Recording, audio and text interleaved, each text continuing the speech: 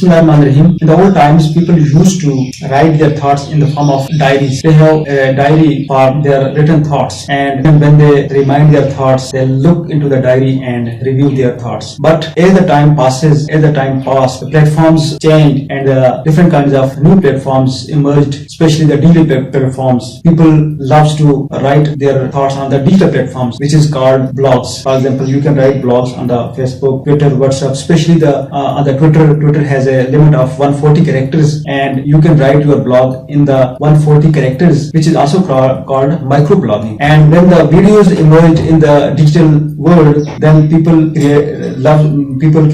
used to create their videos, which is called vlogging, video logs. These blogs and vlogs content which is in the form of videos, and the blog which is the content in the form of text, written content. These two blogs and vlogs are very much popular in the recent digital world, and people loves to see it. You can also adopt it as a career, and you can also use it for your business, for the growth of your business. If you adopt it as a career, you need to learn the photo editing, video editing, blog editing, and you need to be a good writer. If you are a good writer, you can be a good vlogger and a good blogger. So you can also adopt it as a career, and you can also earn money from it. So it is also a field for your career in which you can build your career. So similarly, you can use these kind of vlogs and blogs for your business growth. You can create different kinds of vlogs and blogs related to your products, your services. You can create unboxing, reviews, educational, motivational, and influencer videos and vlogs which can boom your business, which can grow your business. So different kinds of vlogging and blogging techniques are used, and these types especially are used for different kinds of emerging businesses. And in the photos, especially when Instagram comes into the world, then people used to share their thoughts in the form of photos, which is also called photoblog. So you can also use photo blogs, video logs, and blogs for your businesses. You can also adopt it as a career. So you need to be a good video editor, photo editor, or this kind of career. Thank you so much for watching.